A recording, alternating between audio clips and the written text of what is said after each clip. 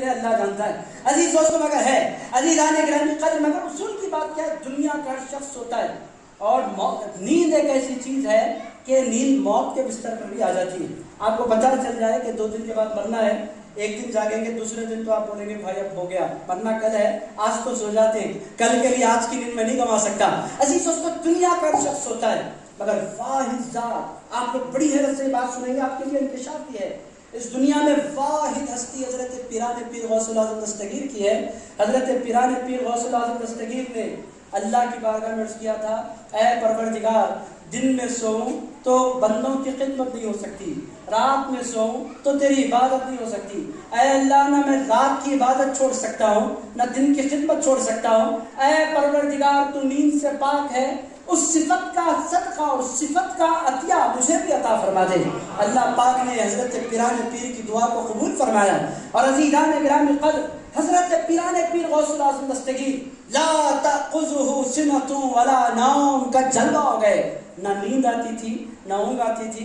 اس کے بعد سوتے ہوئے نہیں رہتے تھے, بعض لوگ رات میں کم سوتے ہیں, دن میں پورا بدلہ لے لیتے ہیں, جہاں بیٹھے سو جاتے ہیں. عزیزان گرامی قدر ایک صاحب کو تو میں نے ایسے دیکھا, فاتحہ دلاتے تھے ہمارے پاس, اللہ ان کو غنی سے رحمت کرے, فاتحہ دلانے ٹھہرتے تھے, گائے کا گوشت بہت شوق سے کھاتے تھے. میں آپ کی خدمت میں راز بھی عرض کر رہا ہوں. عزیزان گرامی قدر فاتحہ دیتے دیتے سو جاتے تھے. لوگ بولتے تھے حضرت فاتحہ, جو ہی لوگ کہتے تھے فاتحہ اللہم صلی علی محمد سبحان ربک رب العزت عما یصفون, یعنی نیند فاتحہ پڑھتے پڑھتے بھی آ جاتی تھی. ٹیکا لیے تو سو جاتے, کرسی پر بیٹھے تو بھی سو جاتے.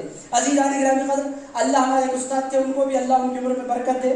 قرآن کا ہم سنا رہے ہوتے, قرآن ہمارا پارا چل رہا ہوتا تھا, وہ سو رہے ہوتے تھے. عزیز دوستوں پھر بچے صفے آگے کر دیتے تھے, 3-4 صفے آگے بڑھا کر, اچانک نیند سے جاگتے, یہاں تک کیسے پہنچ گیا حضرت آپ سو گئے تھے, خیر پارا ختم ہو گیا, جا بیٹھ جا. عزیزان گرامی قدر مطلب یہ ہے کہ کچھ لوگ وہ ہوتے ہیں جو رات میں جاگتے ہیں تو دن میں سو جاتے ہیں. حضرت پیران پیر کا خاصہ کیا تھا, نہ وہ رات میں سوتے تھے نہ وہ دن میں سوتے تھے. فجر سے کلاسز کا آغاز ہوتا تھا تو پھر لوگوں سے ملاقات, پھر فتح, پھر ساری زندگی پورا دن مصروف رہتے, اور پھر جو ہی رات ہوتی, آپ تمام لوگ جانتے ہیں عشاء کی نماز سے پیران پیر غوث العظم دستگیر روزانہ فجر کی نماز پڑھا کرتے تھے. عزیز دوستوں کبھی نہیں سوتے تھے رات میں. تو یہ وہ واقعہ ہے, باتیں سونے اور جاگنے پر یہاں سے نکلی کہ غوث اعظم دستگیر سوتے نہیں تھے. یہ جو واقعہ ہے جاگنے کا ہے. علم لدنی کا سورس کیا ہے وہ میں آپ کی خدمت میں عرض کر رہا تھا. میرے دوستو حضرت شیخ دکن کی بارگاہ میں حاضر ہیں, ان کے پاس کون سا علم تھا, علم لدنی ہی تو تھا. میرے دوستو بندہ نواز گیسو دراز آنے کے لیے 20 سال سے زائد کا عرصہ بھی باقی ہے. انہوں نے کھچڑی بنائی. میں آپ سے پوچھتا ہوں ان کو کیسے پتا چلا کہ محمد الحسینی ایک ولی ہیں اور اس وقت وہ دلی میں آرام فرما ہے, ان کو کیسے پتا چلا؟ میں آپ سے پوچھتا ہوں. نہیں آپ نہیں جان گئے. عزیز دوستوں نہ وہ اخبار کا دور تھا, نہ وہ انٹرنیٹ کا دور تھا, نہ وہ ٹیکنالوجی کا دور تھا, جاننے کا کوئی سورس تھا ہی نہیں. پھر حضرت شیخ دکن نے جانا کیسے کہ بندہ نواز آنے والے ہیں, بندہ نواز آنے والے ہیں. شیخ دکن جواب میں بولیں گے, نادانو یہ میں نے کسی کتاب سے نہیں سیکھا, اپنے دادا جنید بغدادی سے سیکھا ہے. عزیزان گرامی قدر ان کو علم ملا کس سے, اس کو یہ علم ان کو ملا کس سے؟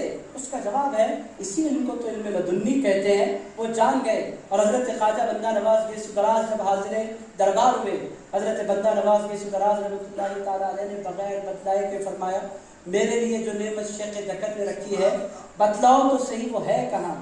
عزیزان گرامی قدر حضرت بندہ نواز کو بھی کسی نے اطلاع نہیں دی کہ آپ کے لیے کھچڑی بنائی گئی ہے اور کھچڑی رکھی گئی ہے. ان کو بھی کسی نے نہیں بتلایا, وہ بھی جان گئے. اب یہ بیچارے کتاب والوں سے پوچھیں کھچڑی کسی نے کبھی بنائی, آپ بتلائیں کہ آپ کو پتہ چل جائے گا. کوئی خبر ان کو نہیں ہے. یہ خبر ہے تو ان کو ہے جو علی کو اپنا پیر مانا کرتے ہیں. عزیزان گرامی قدر یہ خبر ہے تو ان کو ہے جو غوث اعظم دستگیر کا پیالہ پی لیا کرتے ہیں. عزیزان گرامی قدر یہ ہے علم لدنی کا سورس. حضرت پیران پیر غوث اعظم دستگیر کو علم ملا کیسے؟ رسول اللہ علیہ السلام نے ایک ہی جملہ فرمایا, افتح فاک, اے عبد القادر اپنا منہ کھولو. رسول اللہ علیہ السلام نے حضرت پیران پیر نے اپنا منہ کھولا. رسول اللہ علیہ السلام نے 7 مرتبہ اپنا لعاب دہن ان کے منہ میں ڈالا. اب یہاں ہو گیا قصہ, مگر عزیز دوستو یہی بات ختم نہیں ہوتی. رسول اللہ علیہ السلام کے ساتھ ایک ہستی اور تھی, بعد اب ہاتھ باندھے رسول اللہ کے پیچھے کھڑے تھے. رسول اللہ علیہ السلام نے ان کو آگے کھینچا, ارشاد فرمایا, اے علی یہ عبد القادر ہے, ان کے منہ میں تم بھی اپنا لعاب دہن ڈالو۔ عزیزان گرامی قدر، نبی کے بعد علی، عزیز دوستو رسول کے بعد پیر، اس کے امپورٹنس کو رسول اللہ علیہ السلام امت تک پہنچانا چاہتے ہیں کہ اے لوگو، میرا فیض بھی ملتا ہے اور میری عطائیں بھی ملتی ہیں، ان کو نہیں ملتی جو علی کو نہیں مانتے، ان کو ملتی ہے جو علی کے در کے غلام بن جایا کرتے ہیں۔ عزیزان گرامی قدر، مولا علی شیر خدا، ان کو لائٹ نہیں لیا جا سکتا، یہ علم لدنی کا سورس ہے رسول اللہ علیہ السلام کے بعد۔ پھر حضرت مولا علی شیر خدا آگے بڑھے، حضرت مولا علی نے 6 مرتبہ اپنا لعاب دہن، رسول اللہ علیہ السلام کے بعد حضرت مولا علی نے 6 مرتبہ اپنا لعاب دہن حضرت پیران پیر غوث الاعظم دستگیر کے منہ میں ڈالا۔ حضرت پیران پیر کے بھی قربان جائیں، سوال کر لیا، اے میرے دادا علی، میرے آقا رسول اللہ نے 7 مرتبہ ڈالا تھا، آپ 6 مرتبہ ڈال رہے ہیں، آپ بھی 7 مرتبہ ڈال دیں۔ کہنے لگے، اے عبد القادر، وہ نبی ہیں، میں علی ہوں، علی کبھی نبی کے برابر نہیں ہو سکتا۔ عزیزان گرامی قدر، یہ ہے اہل سنت و جماعت کا عقیدہ، نبی نبی ہے، علی علی ہے، علی اس فیض کا منبع ہونے کے باوجود بھی رسول اللہ کے برابر نہیں ہے، وہ کوئی اور ہے جو مولا علی شیر خدا کو چھوڑ کر یا مولا علی کو اتنا امپورٹنس دیتے ہیں کہ رسول اللہ کو سائڈ میں کر دیتے ہیں۔ اہل سنت و جماعت کس جماعت کو کہتے ہیں؟ اللہ کے بعد اگر کوئی نام ہے تو پھر وہ رسول اللہ کا نام ہے۔ عزیز دوستو، پھر مولا علی شیر خدا کا نام اور دیگر نام، بہرحال عزیزان گرامی قدر، سورس کیا ہے؟ سورس ہے تھوک۔ عزیز دوستو، رسول کے فیض ملنے کا سورس کیا ہے؟ لعاب دہن۔ میرے دوستو، آج بھی جب کوئی بندہ پیر کا مرید ہوتا ہے تو ہوتا کیا ہے؟ پیر پینے کے بعد اپنا بچا ہوا پیالہ مرید کو پلا دیا کرتے ہیں۔